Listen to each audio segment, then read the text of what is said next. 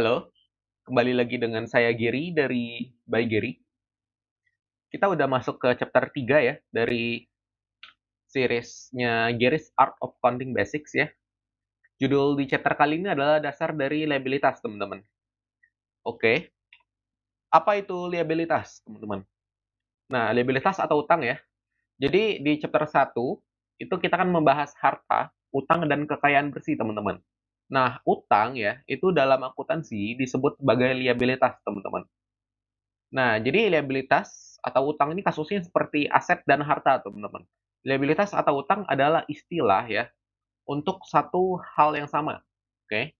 Nah, liabilitas atau utang ya, teman-teman, ini merupakan seluruh kewajiban atau pinjaman ya yang harus dibayar di masa yang mendatang, teman-teman. Nah, jadi misalnya teman-teman memiliki kewajiban nih untuk membayar gaji karyawan ya, itu namanya liabilitas, teman-teman. Nah, bila hari ini udah tanggal 5 nih, ternyata teman-teman belum membayar kewajiban teman-teman atas gaji karyawan bulan lalu. Nah, itu namanya liabilitas.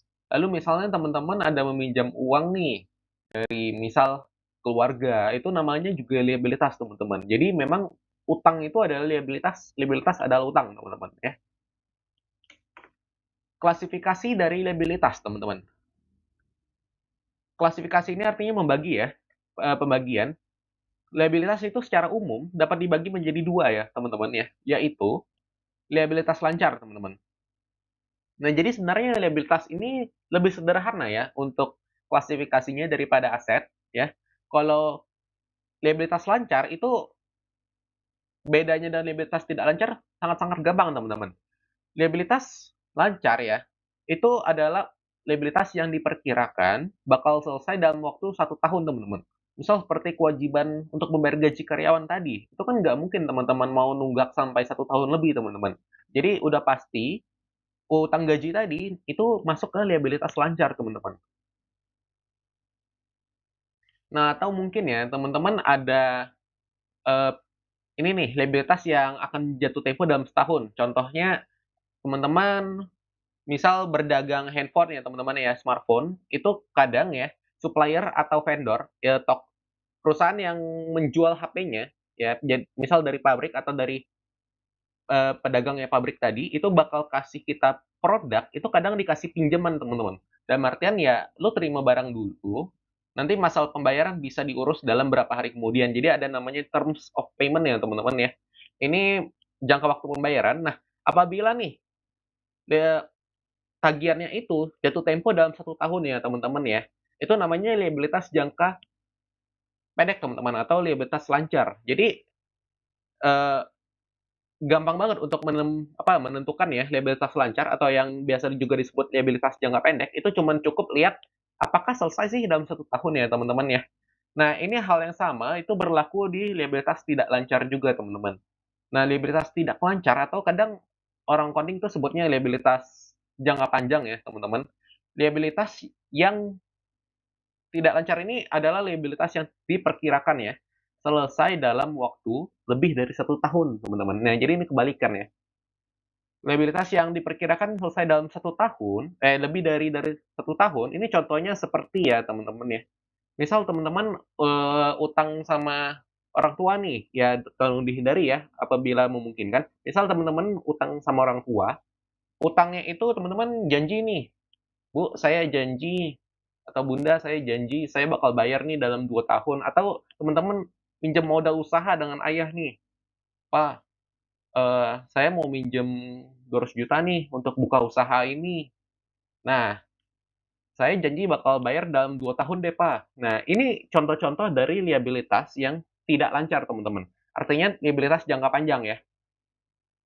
Nah, atau juga liabilitas tidak lancar ini contohnya adalah liabilitas yang bakal jatuh tempo dalam lebih dari 1 tahun, teman-teman. Ini umumnya terjadi dengan utang KPR, teman-teman.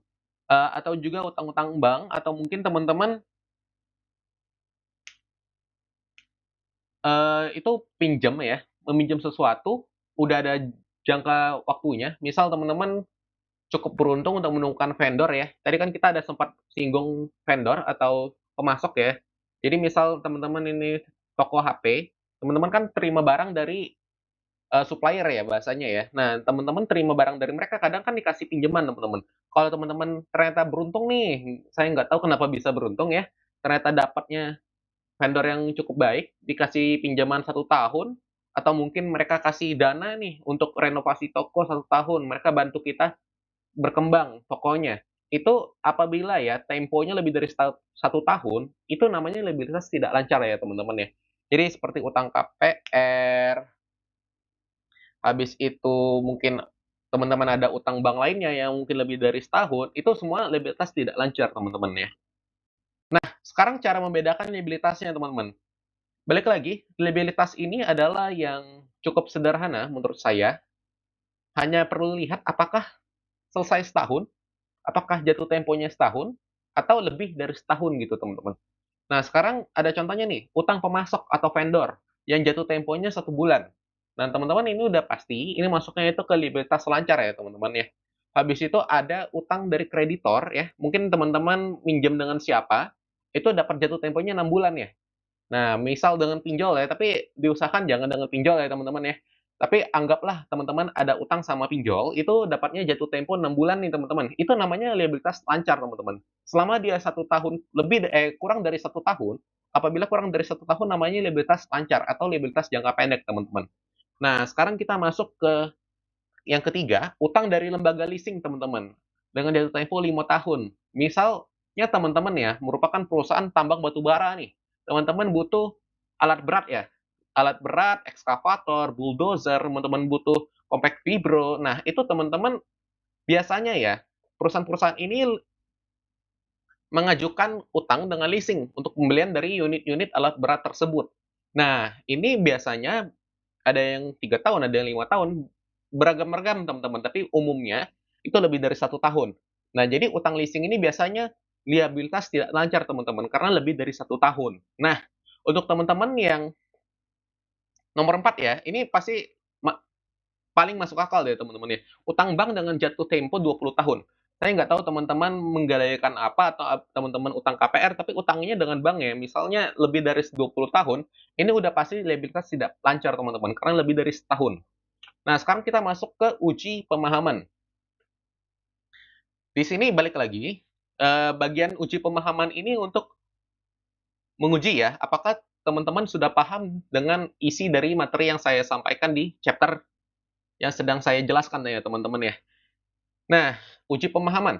Tentukanlah yang mana termasuk liabilitas lancar dan liabilitas tidak lancar teman-teman. Di sini teman-teman diminta tentuin yang mana sih yang namanya liabilitas lancar, yang mana sih yang namanya liabilitas tidak lancar teman-teman. Nah, yang pertama ya teman-teman, ada utang dengan orang tua. Nah, utang dengan orang tua apabila ya di soal ini kan dijelaskan bahwa utang dengan orang tuanya itu janji bayarnya dalam 2 tahun, teman-teman. Lebih dari setahun ya. Kata kuncinya lebih dari 1 tahun. Nah, apabila lebih dari 1 tahun, itu masuknya kemana teman-teman? Jadi, teman-teman masuknya ke liabilitas lancar atau ke liabilitas yang tidak lancar, teman-teman. Nah, terus ada lagi utang dengan perusahaan. Ini biasa orang sebutnya kasbon ya, atau mungkin kalau teman-teman bicara sama tim finance atau tim accounting, mereka bilang, "Oh, kamu mau ngajuin piutang karyawan. Oh, kamu mau ngajuin kasbon," begitu ya, teman-teman. Nah, utang dengan perusahaan yang biasanya potong dengan gaji, itu ada yang bisa dicicil dalam 1 bulan, 3 bulan, 6 bulan, atau setahun lebih, itu teman-teman tentukan ya. Tapi kebetulan ini kan 6 bulan. Nah, menurut teman-teman ya, ini liabilitas lancar atau liabilitas yang tidak lancar, teman-teman. Sekarang kita masuk ya ke yang terakhir ya, teman-teman ya, utang KPR. Utang KPR nih. Nah, ini udah jelas nih, utang KPR untuk rumah ya, teman-teman. Cicilan selama 20 tahun. Nah, menurut teman-teman ya, ini liabilitas lancar atau tidak lancar? Nah, coba teman-teman pikirkan, lalu apabila sudah punya jawabannya, coba chat di kolom komentar. Nanti apabila komentar teman-teman itu benar, saya akan ikut komentar menanggapi bahwa, oh jawabannya benar nih teman-teman. Namun apabila menurut saya kurang tepat ya teman-teman, saya akan menjelaskan kenapa jawaban teman-teman kurang tepat dan menurut saya apa yang benar teman-teman. Nah, kurang lebih begitu saja untuk chapter ketiga, dasar dari liabilitas. Semoga pembahasannya dapat dipahami ya teman-teman oleh teman-teman apabila merasa sedikit susah dipahami atau sulit dipahami, itu teman-teman bisa meninggalkan juga kritik dan saran di kolom komentar. Saya sangat open, saya sangat terbuka dengan kritik dan saran yang membangun ya teman-teman. Dan ini adalah akhir dari chapter 3, dasar dari reliabilitas. Sekian, terima kasih teman-teman. Semoga nanti kita berjumpa lagi di chapter keempat.